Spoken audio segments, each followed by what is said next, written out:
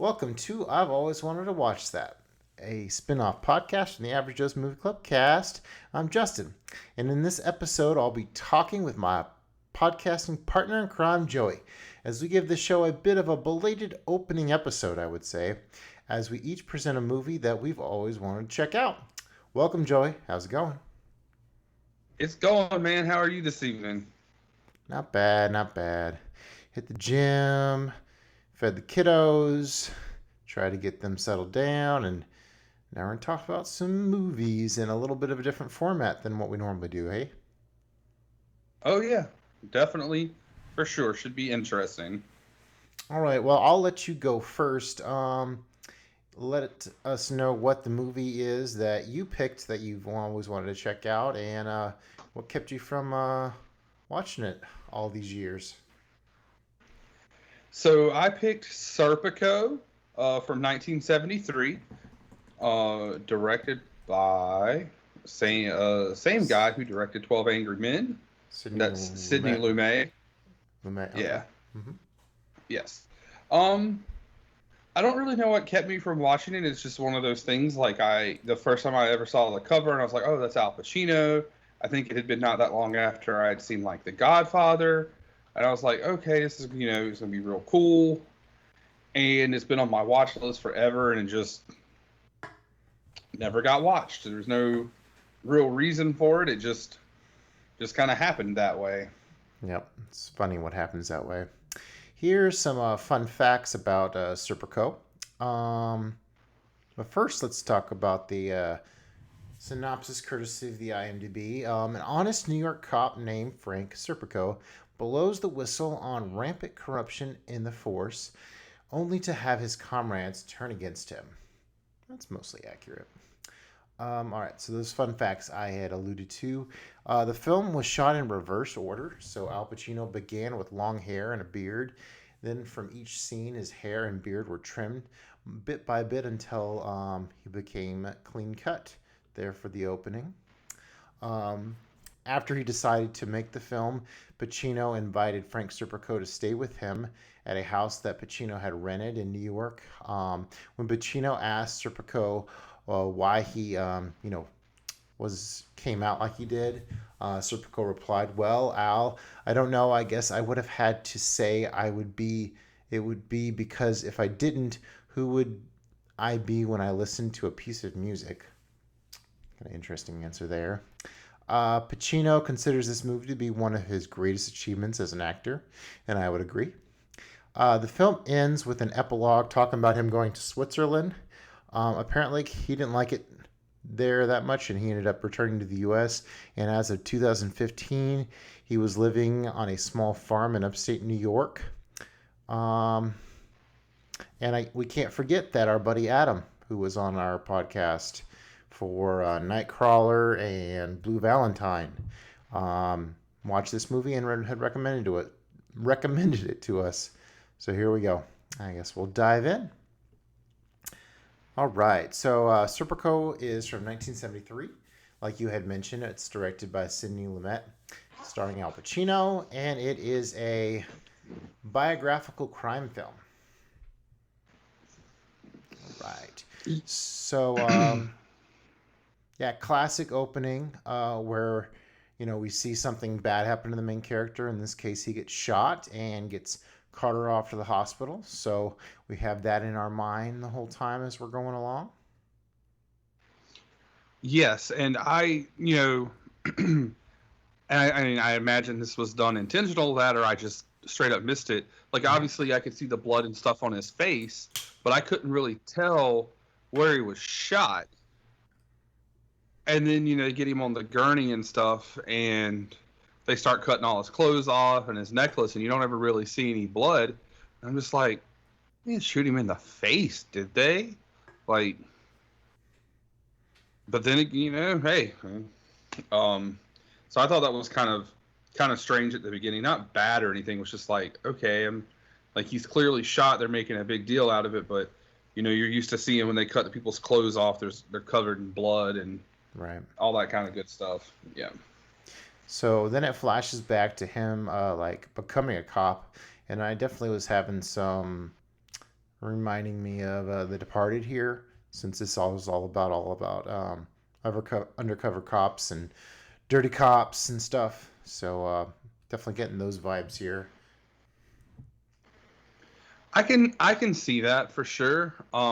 Just a little less of like the the double Hmm. infiltration thing going on.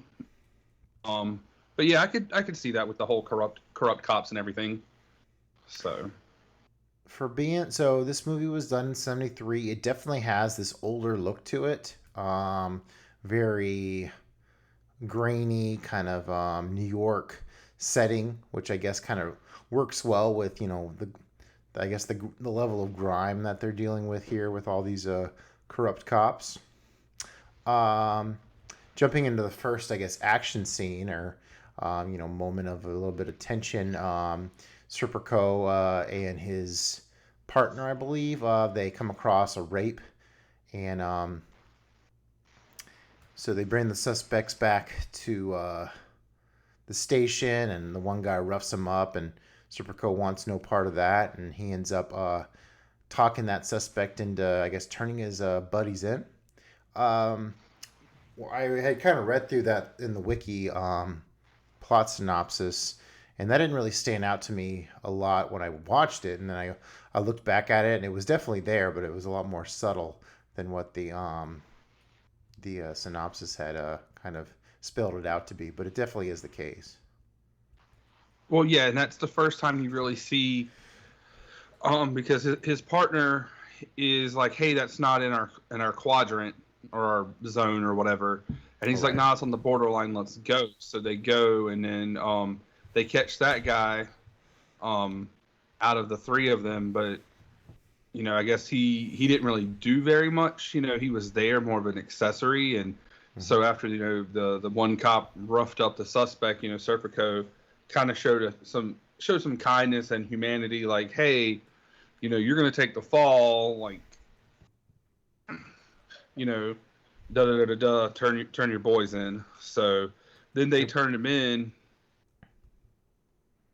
and he had to do basically go against orders to get them, and was like, hey, this is my arrest. And they're like, well, we're gonna give you a bunch of violations if we take this arrest. I guess from the detectives.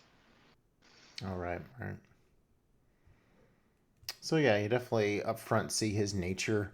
Now that I'm thinking about it, there's one scene like after he graduated where he looked up on the wall and it said like officer of the whatever quarter or year or month, and so you definitely can tell that he's aspiring to be great at what he does.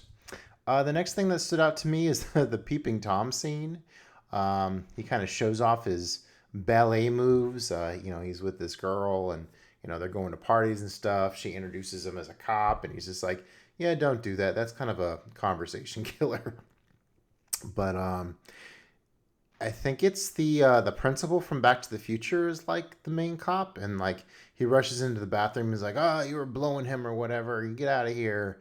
And so for some reason they have him pegged as kind of a you know an oddball. Yeah, well, and they definitely have him pegged as being gay, um, which is probably just because I didn't like his holier than now attitude. That he Mm-hmm. wouldn't take bribes, and so that was just their way, I guess, of pigeonholing him. Mm-hmm. Um, because he tried to cut the light on, and he was like, no, and he just wanted to take a piss, and the dude was like, hey, come look at this girl, and Mm-hmm. then next thing he's like, oh, you were blowing him in the bathroom, and it's like, where the fuck did you jump to that conclusion from? Like You're really gonna accuse me of that? He says. it's like they all have their clothes on. Like, I don't, whatever. That's pretty bizarre. Let's see.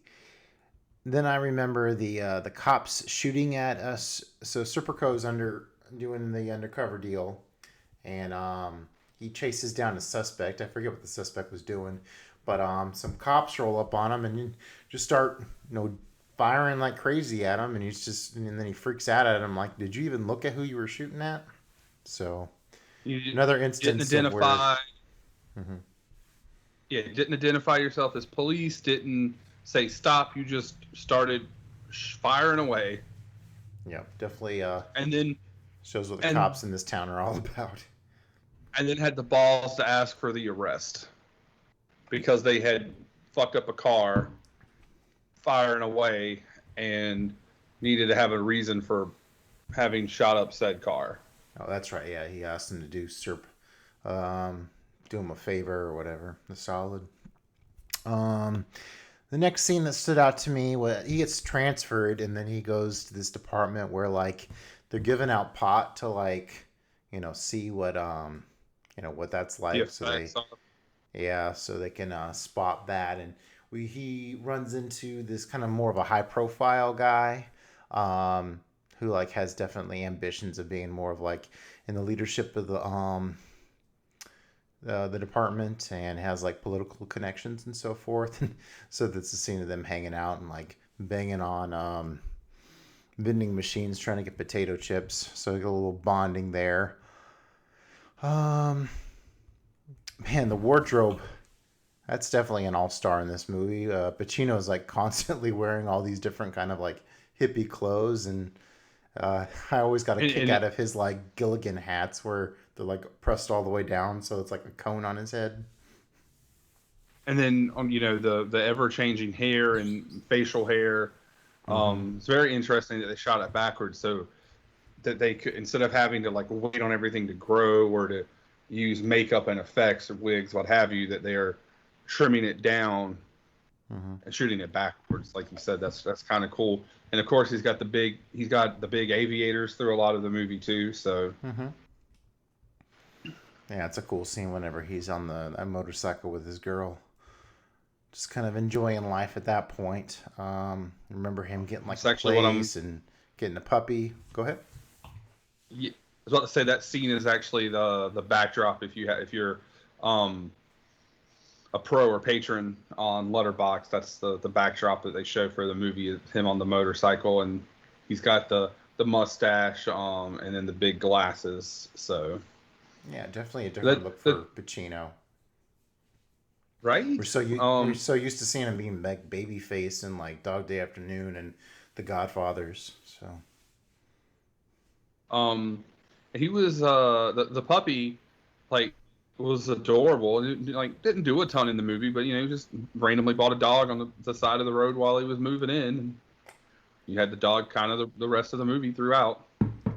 and then even in that case, like the people were just gonna give the dog away, but he insisted on paying. So it definitely showed like in all facets of life he was pretty what's the word um always wanted to do the right thing, I guess.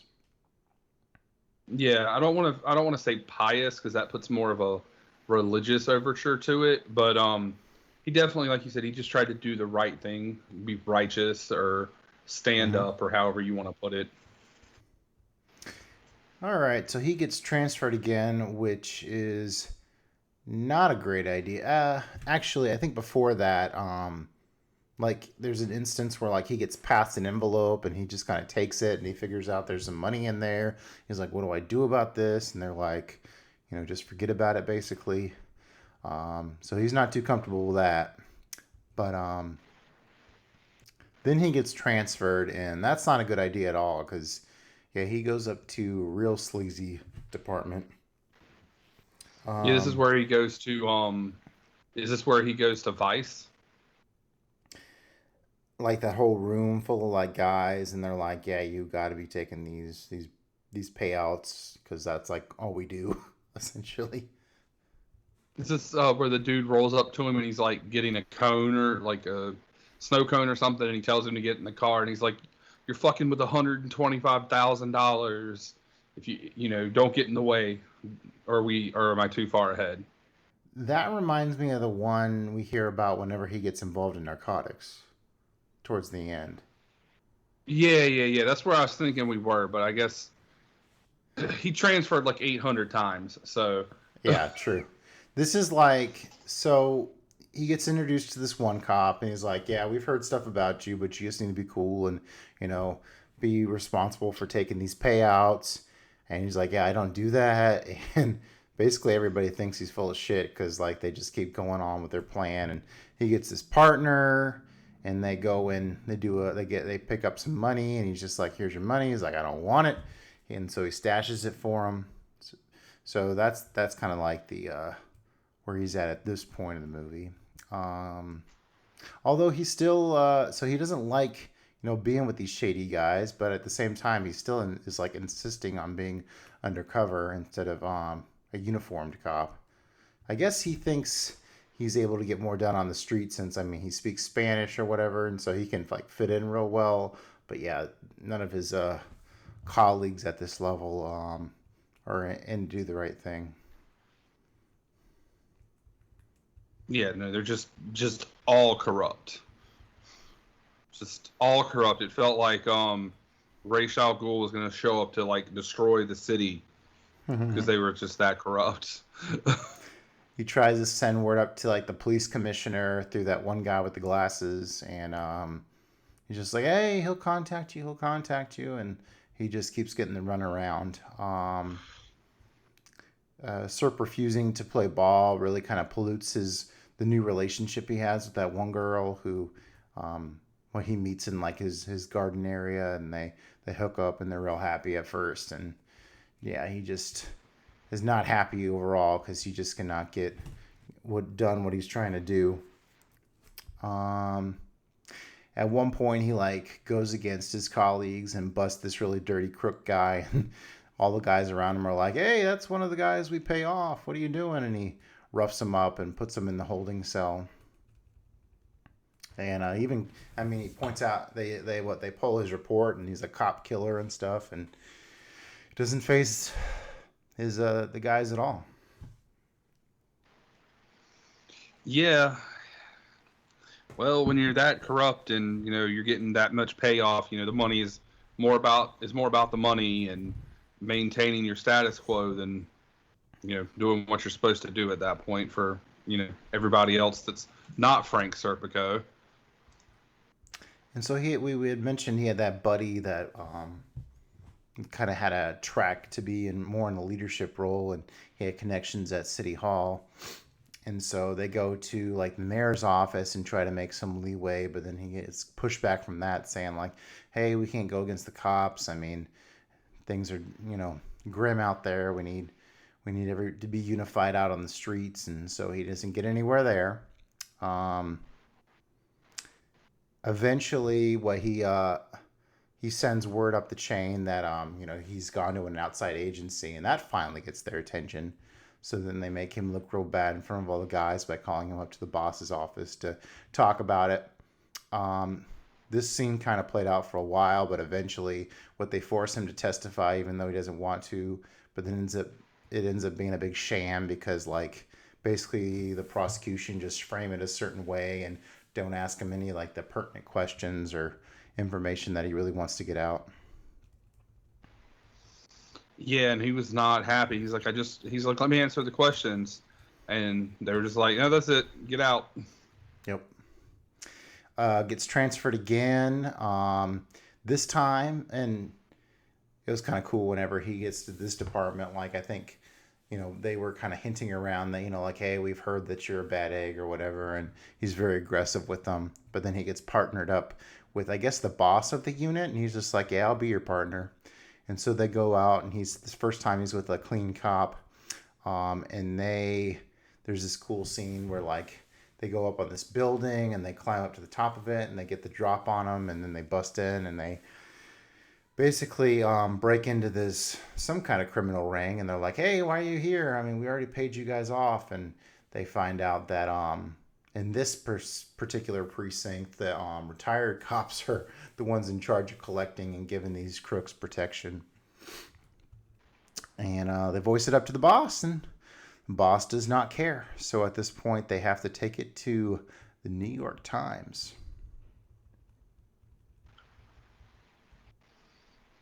Yeah, and they were not super pleased with that.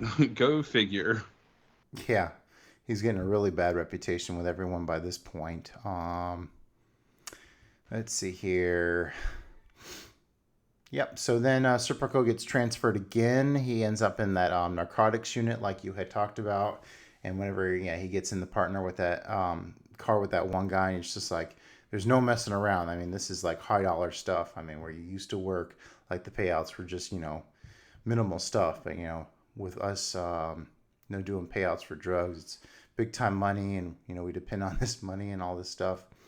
And yeah, so he goes out, and it's kind of a low key operation, but he takes some initiative and figures out exactly where like the dealer's room is, and so he takes the guys up there and gets the drop on them, and then they pretty much hang him out to dry as he gets his head stuck in the door and capped right in the cheek there, which hadn't fired many guns, but it's kind of crazy to think that you could get shot in the cheek like that and survive. But he's pretty messed up. I think they said he was like going to be semi-paralyzed in one side of his body. Yeah, there'd be some paralysis here and there, and like complete loss of hearing. But it was, it was supposed to be like a small caliber, and it didn't hit anything. But I mean, if you're gonna guess, you're gonna get shot in the face. This is where you want to get shot, not in your actual dome. Right, right. So And so at this point, like, yeah, he's hospitalized, so it's a big to do with him actually getting hurt on the job. And this is obviously where the movie opens up. This whole time he's been aiming to get a gold shield, the police badge. And like even at one point we hear the commissioner that, there was rumors that he was gay. So he's like, oh, there's no way I'll ever let him have a gold shield. But essentially, I guess to kind of leave well enough alone, they finally give it to him. And, he knows that's bullshit. And all the cops hate him. He gets all these letters from people, and they're all just like, man, get well soon, but yeah, go to hell kind of deal as he's opening up all these greeting cards. I noticed this movie had a lot of like side characters here and there that would like go on to like play more comedic parts in other movies. I'd have to open up the cast list, but there is all these like good old boys here and there throughout the whole movie. Whenever you would go to like department to department, or meet this figurehead or that figurehead, who I was always kind of thought of as more comedic actors. He ends up holding a press conference. Oh, did you have something? say, didn't he when he got, because the gold badge was the detective's badge, if I'm not mistaken, right? That sounds right. Didn't he like? Did he take it and like toss it, like just toss away the badge? He kind of like was pushing it off of him, but because he was in the hospital bed. Oh but yeah, the guy who gave it to him yeah. just kept putting it back on him. Yeah, I was thinking that for some reason he threw it, and I was like, oh well, there's another famous movie where that happens, but never mind. Point Break. Yep. Oh, and I was about to say it was also Serpico to go with Dirty Harry, because I'm pretty sure it was in Dirty Harry. He tosses the badge at the end, and I'm like, where have I seen that before? But never mind. I just for some reason imagined that, but I think they were doing like the back and forth like here, and he'd give it back to him, and yeah. So anywho, the press conference.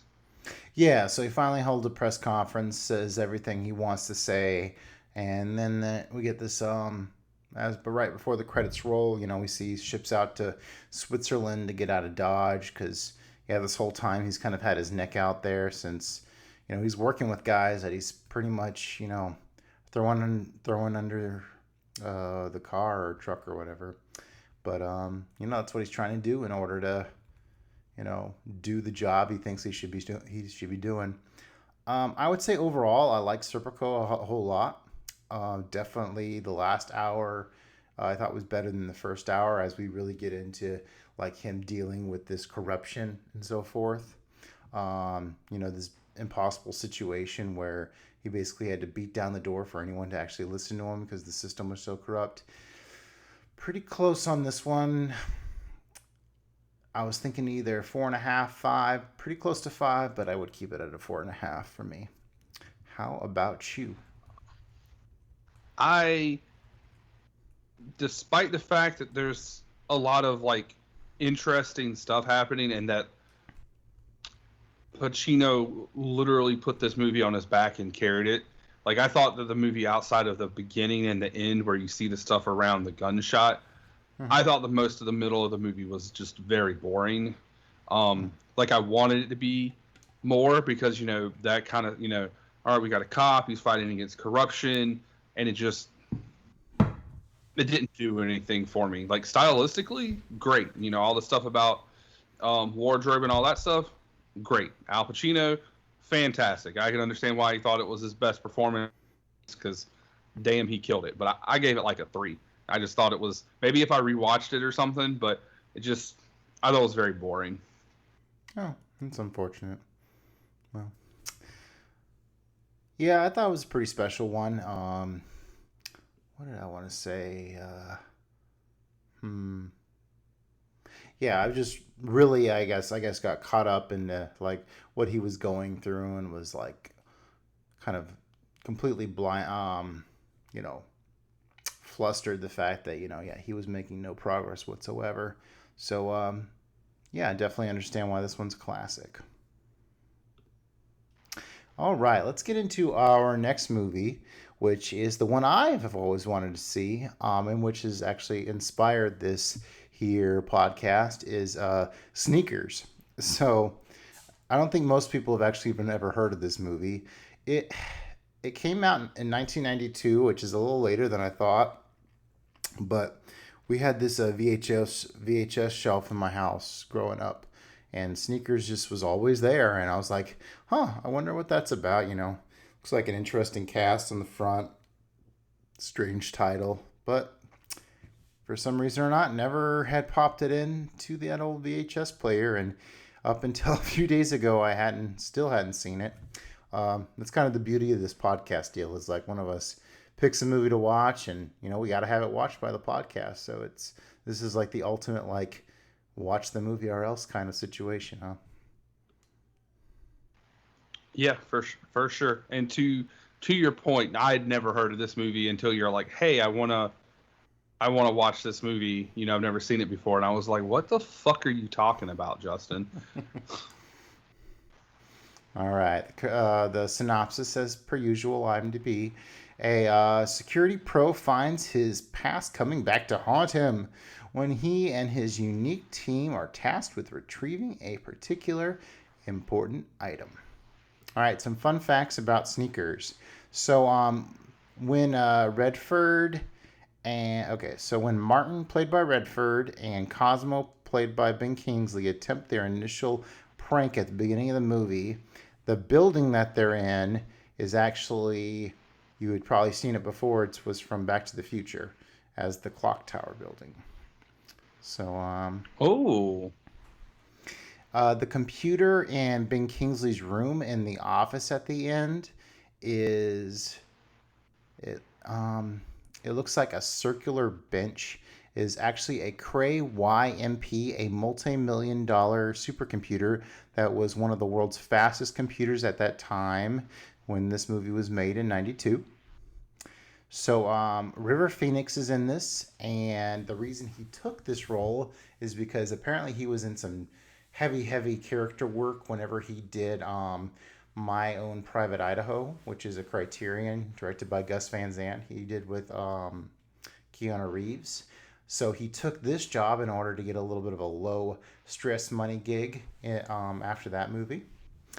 To prevent the project from being seen as a kids movie, they actually inserted some profanity within the script in order to give it a little bit more of an adult edge. So that were some of the things I saw there. So let's set this one up.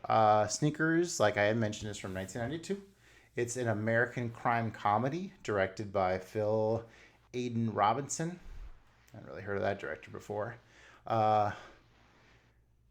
Let's see here. It stars, good cast, Robert Redford, Dan Aykroyd, Ben Kingsley, River Phoenix, and Sidney Poitier. I need to look at Poitier's... Not to be confused with his daughter, Sidney Poitier, who was in the Death Proof episode we just did previously. I did not know that. Oh, yeah, no, because it said Sidney Poitier, and I was like, oh, well, she must have been a child. And I start, looking at the stuff on letterbox, and I'm like, click on it. I'm like, oh, and then so then I did some Google food, and I was like, oh, okay, well that makes sense. He just Google foo. I guess I guess he wanted to have a son so he could name him Sidney Portier Jr. and then had a daughter and named her Sydney with a Y. Ah, that's funny. I just watched Jay and Silent Bob Strike Back, and I was looking at the cast list for that, and Harley Quinn Smith. Harley Quinn Smith is in that movie, and I was like, huh? But she plays the baby Silent Bob in that. Yep. So, At the beginning. so I was super confused. And then she's. Go ahead. I was saying now she's in his movies, kind of like his wife. But anywho, continue. All right. So this movie starts really odd. It starts in like 4:3, and it's just like, what the hell? HBO Max. Shouldn't this be in HD? What's going on here? I mean, we get all these like, the whole sneakers like logo or whatever, or like text, and all the credits, and it's a snowy building, and yeah, it looks real shitty in this 4:3. But so yeah, the scene plays out to where these two guys, they're doing a little bit of hacking. The one guy tricks the other guy. I would like to. Mm-hmm. I would like to point out that they're doing hacking in 1969. This is not. It was not. Ago. Yeah, it was. That's the one thing I was like, I don't think they could just randomly just go into like a library building or a city hall building or whatever the hell it was, and just access a computer in 1969 and transfer all of Nixon's money and stuff. It's like that. Maybe I'm wrong, but that seems a little like something they weren't doing in 1969. Yeah, good point. Good point. Especially if the supercomputers are, the size of rooms, depicted in the movie. Yeah, that's a good point. Yeah, I do remember in that opening scene that they're talking about Nixon or whatever. But yeah, he tricks him to go out for pizza.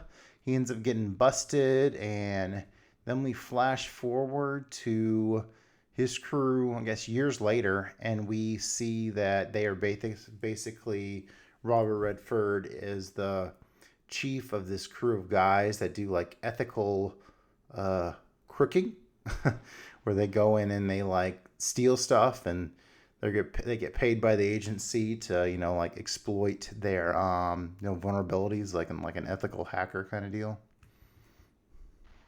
Yeah, so I mean they mean obviously portray it, at least this first one, that they're robbing this bank, but they're hired by the bank to test their security protocol. So how easy it is for someone to break in, and they of course they just broke into this bank like it was nothing. So it's all kind of like Mission Impossible style, where you got the one guy that's actually in there, the one guy that's doing the little comms, hooking up the little crimpy wire to this, to that, somebody talking, somebody, running like surveillance, and, it's a whole little Mission Impossible outlook, or team deal. Well, yeah, I put Ocean's 11. I said it reminded me of Ocean's 11. Okay. My exact phrase was Ocean's 11 meets Die Hard, kind of, sort of. And that was more... well, you remember the scene in Die Hard where he's in the vents and the dude comes up with the shotgun and he's like poking at it, and he never actually shoots and he gets called away. Well, there's near the end where Robert Redford's and the dude shoots it with the shotgun. Also, there's both of them have a person named Carl, and this turned out not to be true. The guy who was like the head of security for Cosmo at the end, the guy who actually shot it with the shotgun, he looked like the retired Texas Ranger from Walker, Texas Ranger, who was running the bar. Which then I was like, well, if he's from Walker, Texas Ranger, and Die Hard has Trevette, who's also from Walker, Texas Ranger, but then that one turned out not to lead up. But still, it's you got a guy trying to escape a building, like whatever. It's Die Hard. kind of, sort of. A little bit. There's a lot of Braille in this movie. This is the most Braille I think I've ever seen in this movie. In a movie. Outside of maybe like the Book of Eli. Oh yeah, Um, yeah. Spoilers if you haven't seen that movie. That's kind of the whole big reveal. I thought it was bizarre Whoops, how like my what bad. they're like hooking the little crimpy thing up to different things, and like you see this little board and the braille's going up and down real fast or whatever. I'm just like, I don't know. It blows my mind how like they're able to read that, but that's a thing. That is a definite thing. All right, so after they pull that, they get hired by this group who I guess what they call themselves like the NSA or something. I don't know. It's a little convoluted with saying, "Oh, we're this government agency, but that government agency wouldn't be doing this. There would be this government agency or whatever." Yeah, Anywho, they're they're trying. basically. Hmm. Yeah, they're like the CIA does this and the FBI does this, but yeah, they Yeah, say that they're the National Security Agency, the NSA. and they want to get this black box from this mathematician dude. So yeah, they go and stake out a room across from where he lives in order to figure out how to infiltrate him, figure out where that black box is. It's kind of funny. This is a movie I've always wanted to see, and this is like one of those kind of deals like where Redford at some point in the movie is just like, I'm getting too old for this shit kind of thing. He's like one of these like old dog kind of main characters, kind of in a more modern world or whatever. So it's just kind of funny Um, for this movie to be like one I've always wanted to see. From way back when I was a kid. Yet he's such a even back then, he was kind of a little older. What's up? he looks so young, but I think we forgot the part where Hmm. they they wrote something because he wasn't going to do it, and then they wrote something down on a piece of paper, and the piece of paper was a wanted sign with his real identity.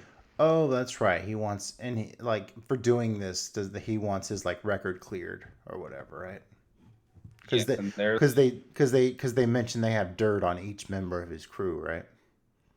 except for yeah, they're like, hey, this guy went to jail for this, this, and this, but there's no record of you.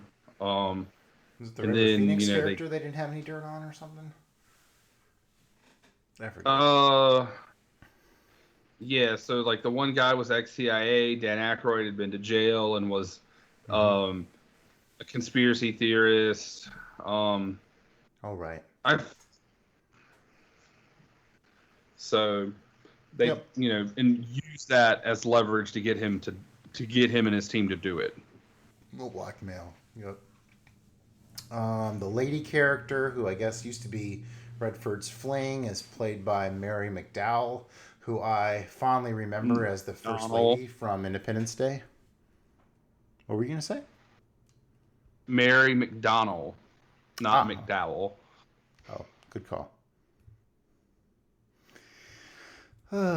um, so they go to, so he hooks up with her in order to go check out this mathematician. And like while they're out, he runs into like his former buddy who's like KGB. And so it kind of like, mentions the fact that, the Soviet Union just fell and they're kind of like floundering with what they're supposed to be doing kind of deal. But I guess he's a freelance, was kind of what they were getting at there. Yeah, something like that. I mean, he's still, I guess at the Russian consulate or, whatever they embassy, um, that kind of thing. But he's still like, yeah, we don't know. Like you said, we're kind of just doing whatever.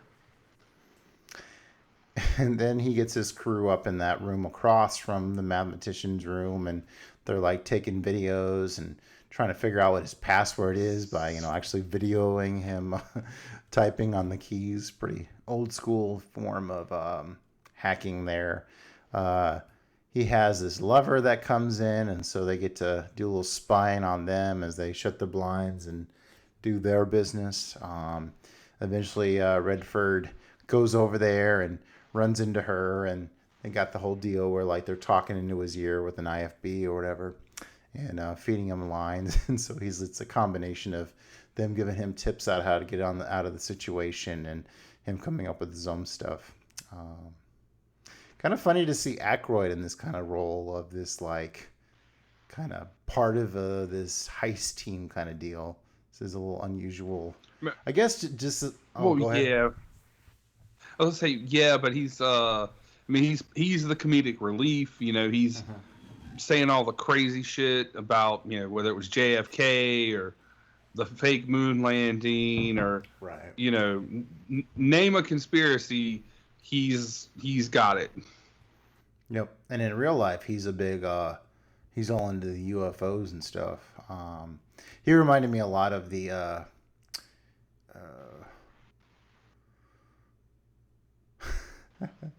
Mighty Ducks man. Emilio Estevez from Mission Impossible is what he reminded me of. All right. So flashing forward a bit, they figure out like what the answering machine is, the elusive black box. So they swipe that. They have themselves a little Christmas party, and while playing a game of Scrabble, they figure out that what the somehow they figure out like there's some kind of code word that means no more secrets, right? Yeah, the name of the company or whatever translated to too many secrets or know too much or something, and then they figure out the other people are the techie techs are messing around with it, and they find out what it does, Right. which Yeah. They is super decrypts everything. yeah, the super code breaking machine. They see how they can instantly hack into like air traffic control and banking records and this and that, like the ultimate like hack device for 1992. Go figure. Um, so yeah, they figure out like these NSA guys are pretty shady. 'Cause, he goes to approach them, and they end up knocking him out or whatever. Um, he come. Um, Mhm. let's say I think he After he realized, runs from him, right? yeah, because they were trying to shoot him or something. Yeah. Yeah, City Portier, I guess, figures out the situation, and calls him back over in a little high speed chase. But at the end of the day, yeah, they knock him out. He figures out, or he meets his old partner. Apparently, his old partner's behind this whole thing. Dun dun dun. Surprise, His surprise old there. partner who was supposed to have died in prison. Yep. So it's the most like telegraphed bad guy. Like it was so telegraphed it was gonna be him. Hmm. Like I don't know exactly like when I put my finger on it, but he got arrested at the beginning, and it's Hmm. like he's gonna be the bad guy. He's gonna hate him for this, and they're like, oh, he's dead, and I'm like, uh-huh, sure he is, Oh, sure really? enough. I didn't Yeah. even. I didn't think that much about it, to be honest with you. So I guess it was kind of one of those deals where I just kind of took it as it was given to me. But yeah, I Yeah. can see what you're getting at there. I will say that I'm sitting there looking at Ben Kingsley, and I'm like, man, this guy looks so familiar, and I just can't place him. And I was just like, whatever. And we get closer to the end of the movie, and at this point, Carl had came and just sat down. He didn't really watch all of it, just part of it.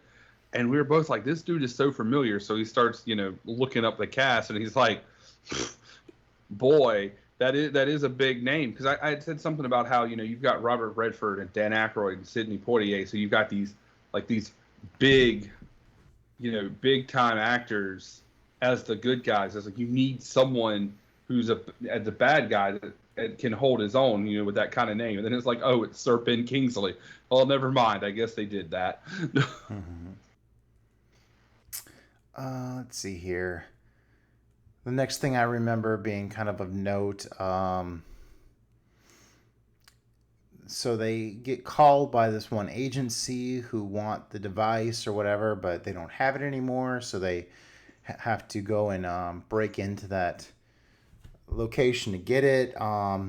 They're on the call with the one agency, and it was cool how it visualized like them tracking the call. Like they there's this whole like That was the Mario. real NSA, by the way. Oh, the real NSA is okay. Who wants a hold of Yeah. it? But it was funny just how like there's like this whole map of the world, and it's just like, oh, they're gonna have to go through here to here to here to here to here in order to trace the call or whatever, like a video game. Um, all right, so yeah, they got to plan this heist at this Playtronics building or something. So they do a little surveillance there, figure out, what office they can break into. Have you ever seen Groundhog's Day? Actually, I have not. Oh no.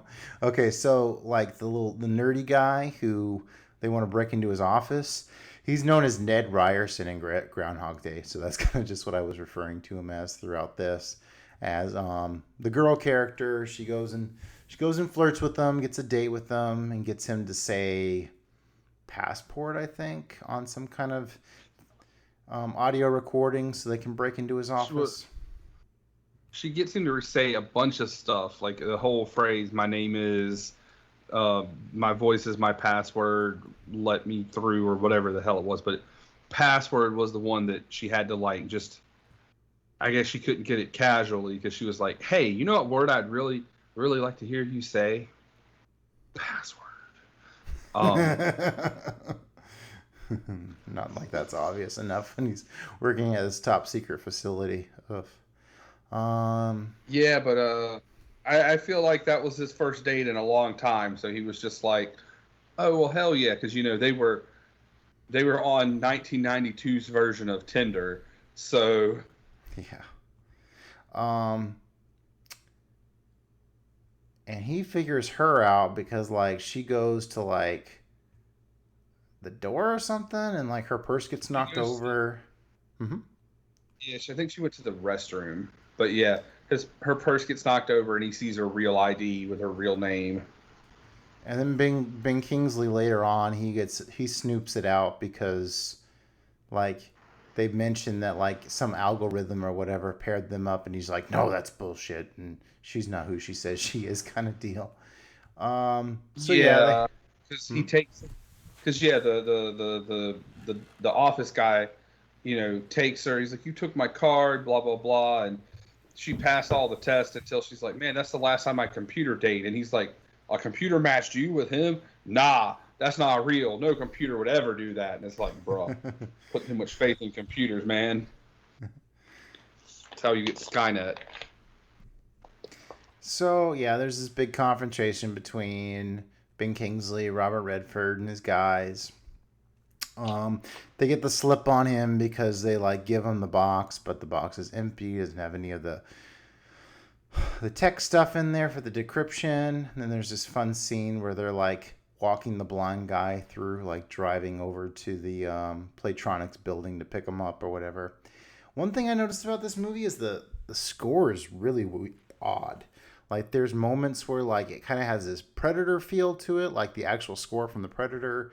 There's like this quirky kind of moment, and then there's like some moments almost like had like the Indiana Jones like treasure room religious artifact kind of sound to it. So this this score from James Horner was kind of all over the place. Just probably borrowed and melded it all together. Yep, yep. Let's see here. So now we're at the end of the movie. James Earl Jones shows up, kind of acting like his role from Hunt for the Red October. You seen that one? I saw that when I was really little. So, like, Okay. have I seen it? Yes, but have I really seen it? No. Ah, got you. Yep, that's a definitely a distinction. And so, Armageddon style, all the guys start demanding stuff. Um, what Dan Aykroyd wants a Winnebago. With a big Redford ass want. bed. And, Oh yeah, a waterbed in his Winnebago. One guy wants world peace. River Phoenix just wants the agent's number, and and then poor, she's like, "Oh my God, you want mine? You get asked for anything and you want my number? Oh my God."